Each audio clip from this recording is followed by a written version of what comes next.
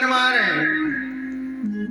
कहा मनुष्य तो मेरी रचना है, मनुष्य मुझे प्रिय है, लेकिन मैं बनवा क्यों रहा हूं, मनुष्य की रचना क्यों करने को बोल रहा हूं? क्यों? क्योंकि जो मेरी सेवा होगी उसको मनुष्य करेगा।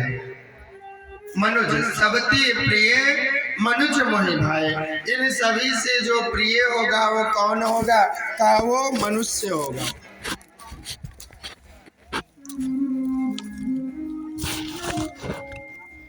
मनुष्य अति प्रिय होगा।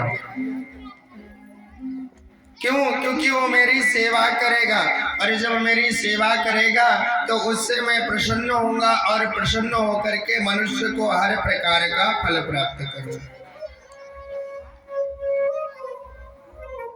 अच्छा, ब्रह्मा जी ने मनुष्य की रचना कर दी। एक संत जी हुए, संत जी ने अथक प्रयास करके संतत्व को प्राप्त किया। संतत्व का प्राप्त करते करते संत जी ने त्याग और तपस्या को धारण कर लिया। अपने जीवन में संत भगवान ने सर्वस्व त्याग दिया। महाराज, संत भगवान इतना परमात्मा में लीन हो गए, इतना परमात्मा में लीन हो गए कि संत भगवान को यदि कुछ दिखाई पड़ता है तो हर समय परमात्मा परम तत्व दिखाई पड़ता है। हर समय हर पल संत भगवान के मुख पे केवल परमात्मा का नाम आता है। संत भगवान केवल परमात्मा का नाम स्मरण करते हैं हर पल। यहाँ तक कि वर्णन आया भक्तमाल में कि जब संत भगवान निद्रासन में होते थे तो संत भगवान की जिह्वा चलती रहती थी, मुख से राम राम राम राम राम ध्वनि सुनाई पड़ती। संत भगवान त्याग करते करते संत भगवान का शरीर जर्जर हो गया, वृद्धावस्था आने लगी। संत भगवान ने मन में विचार किया कि मैंने कोई शिष्य तो बनाया नहीं, मेरे कोई शिष्य तो है नहीं, और मेरे शिष्य कोई नहीं है तो मेरी सेवा कौन करेगा?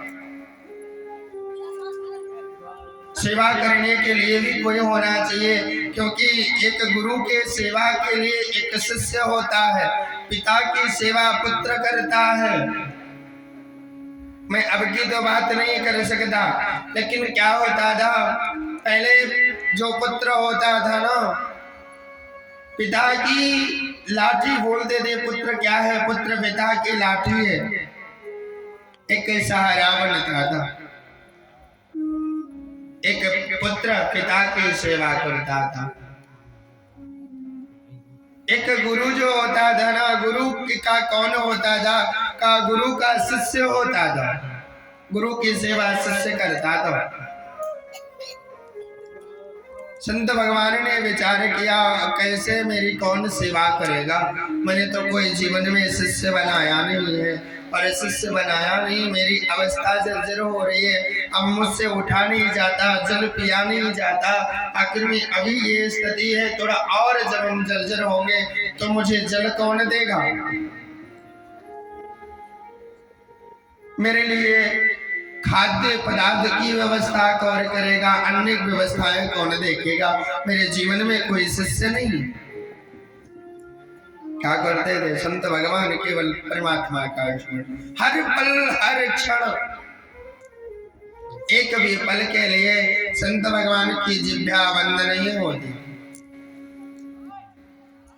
भगवान ने देखा, परमात्मा ने विचार किया, अरे ये मेरी सेवा कर रहा है, मेरे नाम का स्मरण कर रहा है, हर पल मेरे मुझे ही भज रहा है, इसकी अवस्था जर्जर होती जा रही है, ये वृद्ध होता जा रहा है, इसके मन में उत्कंठा भाव आया है क्या कि मेरी सेवा कौन करेगा?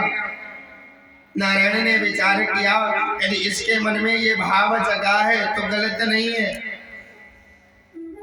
परमात्मा ने क्या किया मेरे प्यारे,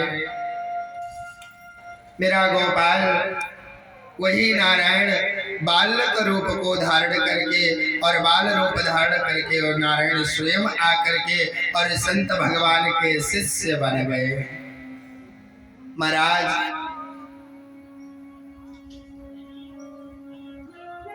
नारायण आकर के संत भगवान से कहते हैं, हे भगवान, हे संत भगवान, आप कृपा करके मुझे अपना शिष्य बना लीजिए। संत भगवान ने कहा, नहीं वत्स, बालक रूप में आए हैं नारायण, नहीं वत्स, मैं शिष्य नहीं बना सकता। मैंने जीवन में कोई शिष्य नहीं बनाया। प्रभु आप मुझे अपना शिष्य, अपना दास स्वीकार कर ले। और मेरी ये इच्छा है कि प्रभु आप अपना दास बना लेंगे तो मैं अपने कर के द्वारा आपकी सेवा करता रहूं। संत भगवान ने कहा, तुम शिष्य बनने के लिए उद्यत हो तो चलो मैं तुम्हें शिष्य बनाता हूँ।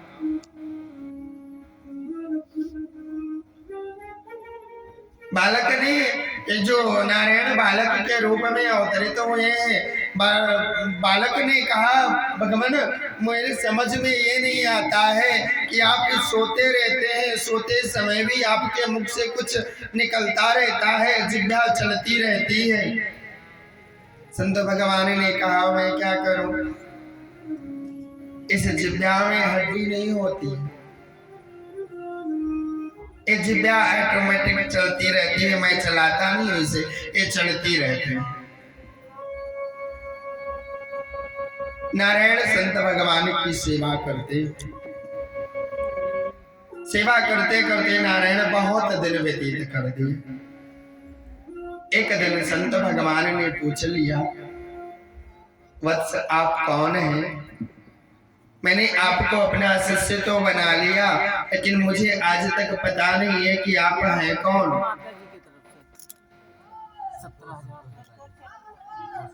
मुझे पता नहीं है।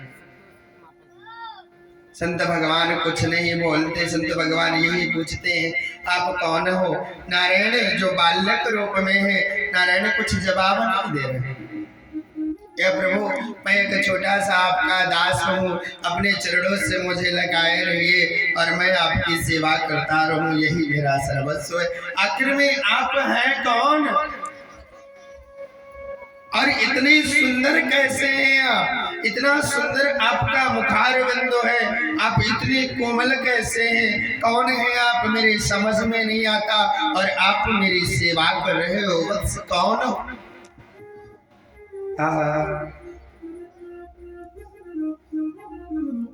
बहुत दिन व्यतीत हो गया।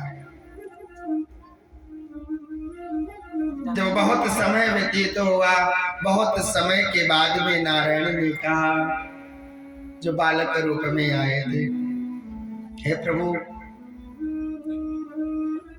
संत भगवान, हे संत श्रेष्ठ, आप जिनको स्मरण करते हैं, जिनका आप स्मरण कर रहे हैं ना, ये जिह्वा जिनके गुण को गा रही है, जिनके नाम का उद्घोष कर रही है, वो कहीं और नहीं है। आज इतने दिनों से जो बालक तुम्हारी सेवा करता आया है ना, वो कोई और नहीं, वो मैं। संत भगवान आश्चर्यचकित रह गए। संत भगवान दौड़ करके उस शिष्य को पकड़ते हैं, उस बालक को पकड़ने का प्रयास करते हैं। आप कैसे हैं? आप कौन हैं? हे प्रभु, यदि आप नारायण हैं तो अपने चतुर्भुज रूप का मुझे दर्शन करा दीजिए। नारायण ने उस चतुर्भुज रूप का संत भगवान को दर्शन करा दिया। संत भगवान उस चतुर्भुज रूप का दर्शन कर रहे हैं। जैसे ही दर्शन किया है, संत भगवान के चक्षु, जो नेत्र चक्षु हैं मेरे प्यारे, वो हिल गए, एक टक खड़े रह गए मेरे प्यारे। देखते देखते संत भगवान ने अपने पंच भौतिक शरीर को त्याग दिया। जो प्राण पुंज निकला है, जो प्राण पुंज निकला, वो प्राण ज्योति जो है, वो ज्योति जाकर के गोविंद के चरणों में लीन हो गई है, नारायण के चरणों में लीन हो गई। इंद्रियों के न घोड़े भगे, इन पे संयम के निस्दिन कोड़े पड़े। जित श्वासो जितेंद्रिय, इंद्रियों को बस में करना। संत ने अपने संतत्व के द्वारा, अपने त्याग के द्वारा नारायण को शिष्य बना लिया। नारायण बताना चाहते हैं कि संत श्रेष्ठ है। बोले संत भगवान की, संत की सेवा ही नारायण की सेवा, भक्तमान की।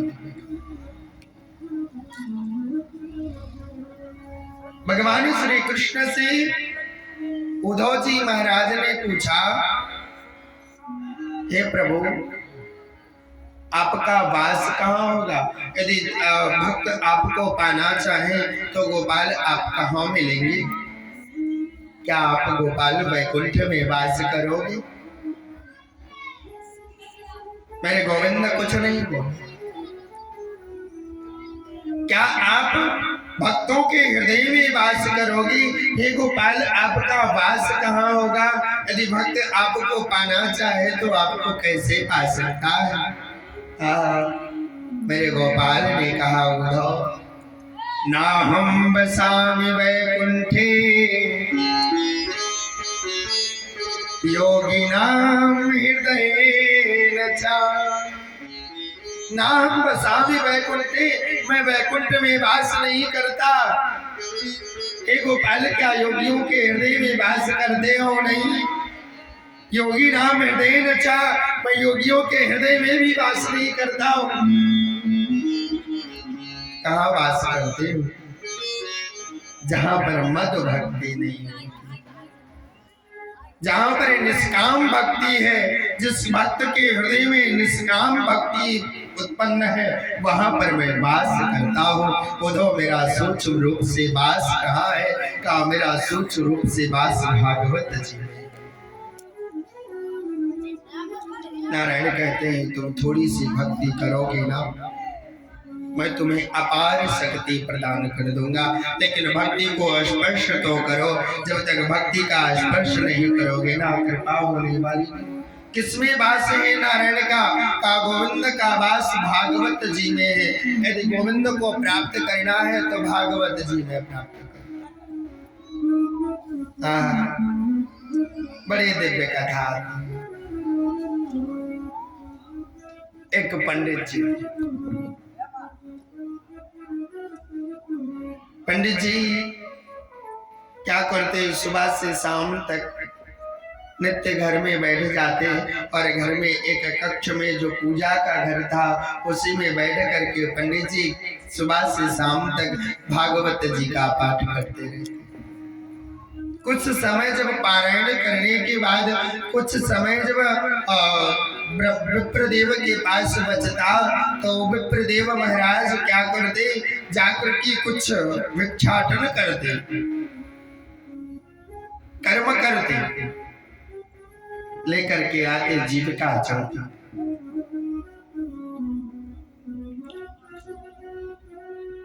विप्रदेव नित्य का ही विप्रदेव का नियम था।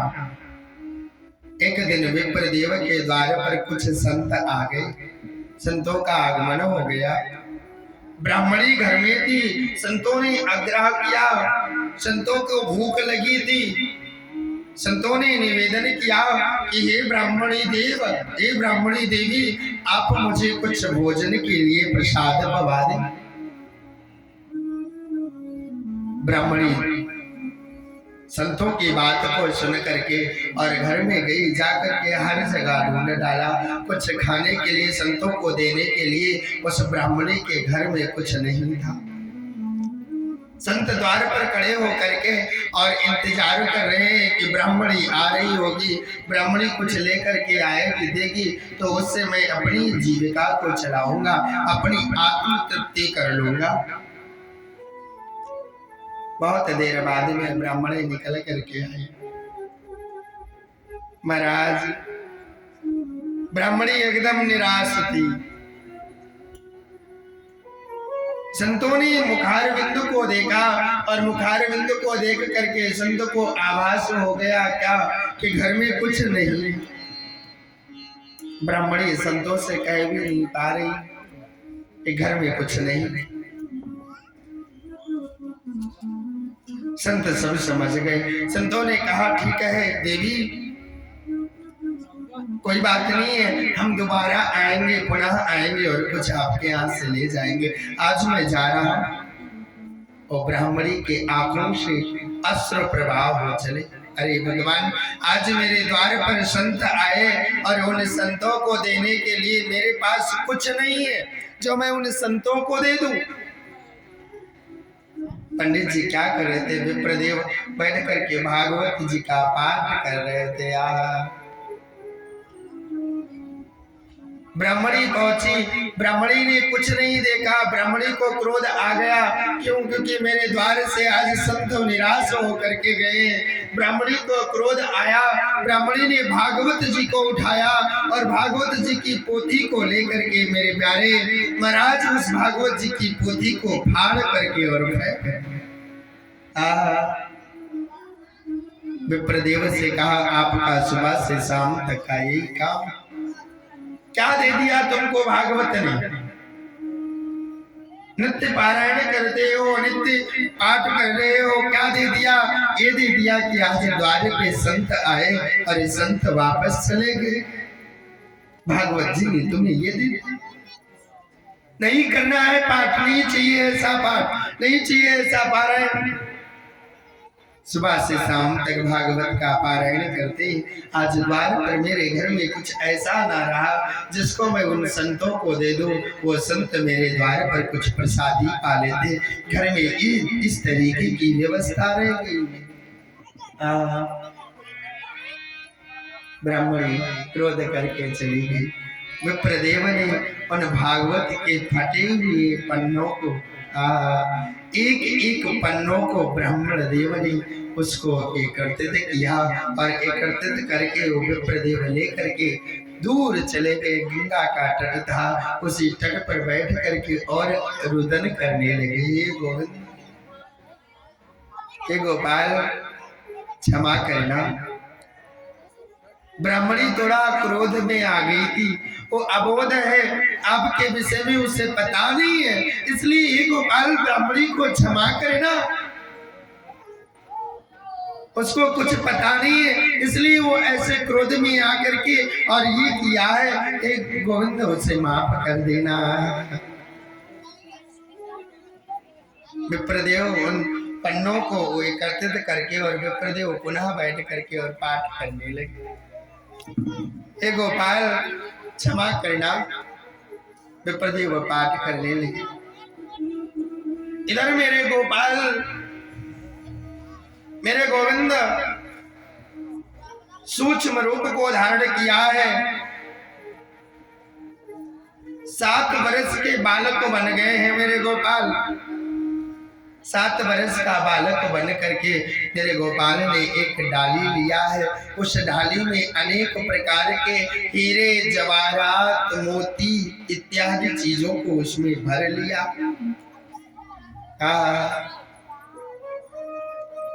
अनेक आभूषण उस डाली में उठा करके विप्र गोविंद ने रख लिया और रख करके उस डाली के ऊपर से एक वस्त्र को ढक दिया है, जो कि वो ढक गया है। उसको लेकर के मेरे प्यारे अपने सर पे रख करके और विप्रदेव के घर पे पहुंचे।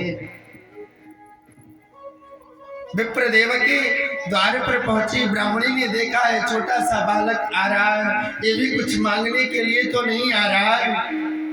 ब्राह्मणी थोड़ा सा पूछने लगी। मेरे गोपाल बालक का रूप धारण करके अंदर प्रवेश पाके उस डाली को लेकर के पहुंच गए। ब्राह्मणी से कहा, देवी जी क्या है? कहा इसको नीचे उतरवा दीजिए। अरे आप कौन है? हाँ, आप कौन है? कहा इसको नीचे रखवाइए तो मैं बताऊं। ब्राह्मणी ने उस डाली को उठा के नीचे रखवाया। नीचे रखवा करके मेरे गोविंद ने उस पे से वस्त्र को हटाया है। वस्त्र हटाया तो नाना प्रकार के आभूषण, हीरे जवाहरात, मोतियों से भरा वो जो मेरे प्यारे वो डाली थी। देख करके ब्राह्मणी आश्चर्यचकित हो गई। अरे इतने हीरे जवाहरात, मोती, स्वर्ण इत्यादि ये बालक कहाँ से लेकर के आया? अरे कौन हो तुम? मैं तुमको पहचानती नहीं, और ये सब कहाँ से लेके आए हो? कहीं से चोरी करके लाए हो क्या?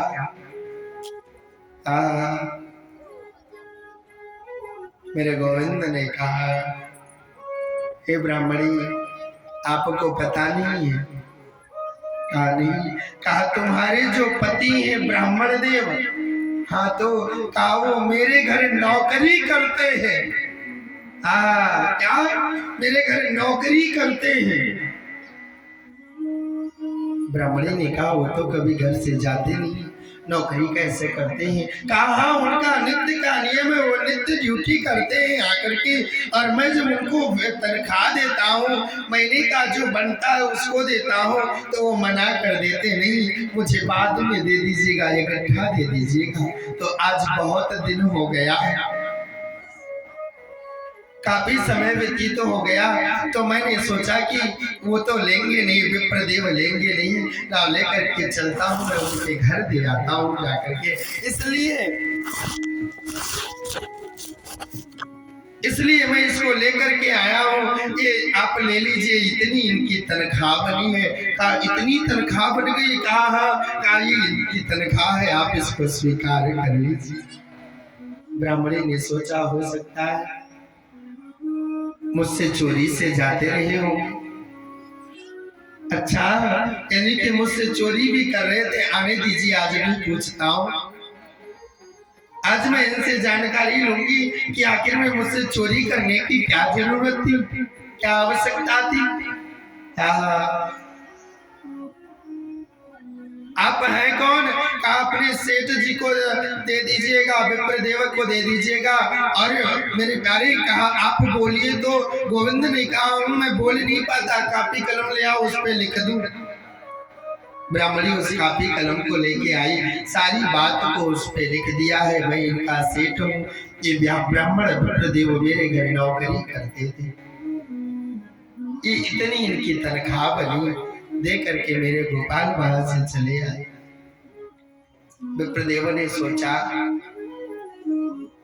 सुबह तो पूजा हो ही गई है, अब इतनी टाइम हो सकता है ब्राह्मणी का क्रोध शांत हो गया हो, तो लाओ चलते हैं घर पे। विप्रदेव भागवत जी को उठा करके अपने सीने से चिपकाए हुए और लेकर के घर में आए हैं। इतनी में ब्राह्मणी ने क्या किया? ब्राह्मणी ने उन हीरे जवाहरातों को लेकर के नाना प्रकार की सामग्रियों को एकत्रित करके लेके आई, इस घर में रखी। एकदम घर में गुलजार हो गया है। ब्राह्मणी विप्रदेव देखते क्या है, ये क्या हो गया? ऑटोमेटिकली ये क्या हो गया? तो बदल गया। अरे देवी जी ये कहाँ से लाई? ब्राह्मणी कहती है मुझसे झूठ बोलते हो। क्या झूठ? देवी मैंने क्या झूठ बोला तुमसे? कहा तुम चुपके से जा करके और किसी के यहाँ नौकरी करते थे और मुझे आज तक तुमने बताया नहीं। आज तक तुमने मुझे बताया नहीं और तुम चुपके चुपके से नौकरी करते थी। अरे देवी मैं तो कहीं नहीं नौकरी करने गया हूँ। मैं कहाँ नौकरी करने गया देवी, तुमको कौन बताया? कहा बस चुप रहिए, हमको ना बताइए। आपके सेठ जी आए थे आज, वो बोल नहीं पाते थे, वो लिख करके दे गए। मेरे प्यारे लाओ तो जरा देखो क्या लिख करके गए। ब्राह्मणी उस पत्र को लेकर के आई है। मेरे प्यारे जैसे विप्रदेव ने देखा है, एक एक अक्षर में, एक एक वर्ण में, मेरे प्यारे एक एक अक्षर में विप्रदेव को कृष्ण का दर्शन होता है। एक एक अक्षर में कृष्ण दिखाई पड़ता है। विप्रदेव देख करके प्रसन्न हो गए। अरे गोपाल तुमने इतनी कृपा किया। अरे मैं क्या तुम्हारे घर मजदूरी करता था? गोपाल तुमने ये इतनी बड़ी कृपा कर दी मेरे ऊपर। उसमें लिखा था, तुमने इतने दिन तक मेरे घर मजदूरी किए हो, उस मजदूरी की ये तनख्वाह तुम्हारी बनी है, तुमको वापस कर दो। विप्रदेव ने बारंबार प्रणाम किया गोपाल को, और प्रणाम करके मेरे प्यारे विप्रदेव घर से बाहर निकले। देवी आपका यही काम था, आप लीजिए। ये कोई और नहीं था, मैं किसी के घर नौकरी करने नहीं जाता था देवी। ये जो मैं बैठ करके 8 घंटा पारायण करता था भागवत जी का, रे देवी तुम पहचान ना पाई। ये कोई सेठ नहीं थी, फिर कौन था? कहा ये तो साक्षात मेरे गोविंद आए थे। ये गोविंद ने आकर के मेरी मजदूरी दे दिया। आज से मैं इस घर में रहना उचित नहीं समझता। क्यों? क्योंकि जिस कार्य का गोपाल मजदूरी दे जाए, ना मैं घर में रहूंगा ना मैं उसकी मजदूरी। विप्रदेव घर छोड़ करके जाने लगे। गोविंद की आवाज सुनाई पड़ी, अरे विप्रदेव तुमको कहीं जाने की जरूरत नहीं है, तुम यहीं पर रहो। मेरे प्यारे, ये गोविंद है, यदि उनका पूजा करते हो। भगवान कृष्ण ने अर्जुन से कहा, अर्जुन मैं भक्त का अपने कुछ बकाया नहीं रखता हूं, वो जो करता है ना उसका मैं उसको वापस कर देता हूं, मैं उसका बकाया नहीं रखता हूं। यदि भक्ति करोगे मेरे प्यारे, संसार के लोग मजदूरी क्या देते हैं, जब वो मजदूरी देगा ना मेरे प्यारे, सारी मजदूरियां दूर रह जाएंगी, उसकी मजदूरी का फल मेरे प्यारे दिखाई पड़ने लग जाएगा। भक्ति का स्पर्श करो। इस कथा से मुझे यही सीख मिलती है कि संत की सेवा करो, गोविंद की सेवा करो, छोड़ दो सर्वस्व गोविंद के ऊपर। जो मर्जी होगा वो दे देना गोपाल, लास्ट में तुमको वो मजदूरी देता है मेरे, उसकी कृपा का एहसास करो। जब वो कृपा करता है ना तो दूसरी कृपा सन्मुख रह नहीं जाती है, सारी कृपा दूर हो जाती, उसकी कृपा दिखाने पड़ने लगती है मेरे प्यारे। गोविंद का स्वागत करो, भक्ति का स्पर्श करो, भक्ति का आलिंगन करो। जब भक्ति का साथ पकड़ोगे ना तो तुम्हें मेरे प्यारे, जो तुम्हें आवश्यकता है उस आवश्यकता से तुम्हें कई गुना ज्यादा वो दे देगा मेरे प्यारे। बस केवल उसकी एहसास करो, उसकी कृपा का एहसास। कहते हैं भक्ति वृद्धंत सर्वदा, सदैव भक्ति को बढ़ाओ। जब भक्ति बढ़ाओगे ना गोविंद तुम्हारे साथ होगा, तुम्हें हर एक मुश्किल से वो बाहर निकालेगा। कहते हैं दरबार में बंसी वारे के दुख दर्द मिटाए जाते हैं, दुनिया के सताए लोग यहाँ सीने से लगाए जाते हैं। जिनको संसार ठुकरा देता है मेरे प्यारे, उसको मेरा गोपाल उठा करके गले से लगा लेता है। क्या होना चाहिए? मेरे अंदर भाव होना चाहिए, विश्वास होना चाहिए। यदि भाव है, विश्वास है तो गोविंद तुम्हारे साथ है। यदि कुछ नहीं है ना, गोविंद भी तुम्हारा साथ छोड़ेगा। इसलिए भक्ति करो, भक्ति करोगे तो शक्ति मिलेगी, और शक्ति मिलेगी मेरे प्यारे तो तुम सामर्थ्यवान बन जाओगे। इसलिए परमात्मा का स्मरण करो हर पल। आग लगी आकाश में तो झर झर गिरे अंगार, शक्ति न होते जगत में तो जलता संसार। मैं भूल गया रे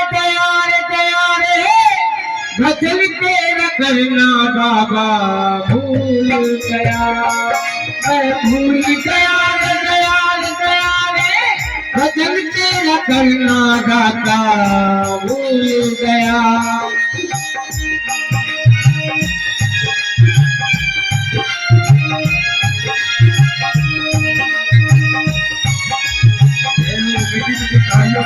स्वागत करते रहेंगे।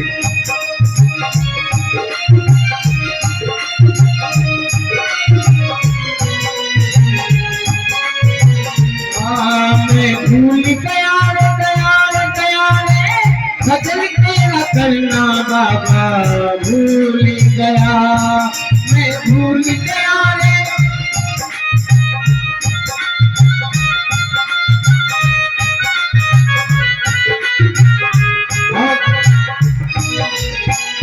खाना न भूला मैं तो, पीना न भूला मैं, खाना न भूला मैं तो, पीना न भूला मैं, खाना न भूला मैं तो, पीना न भूला मैं, खाना न भूला।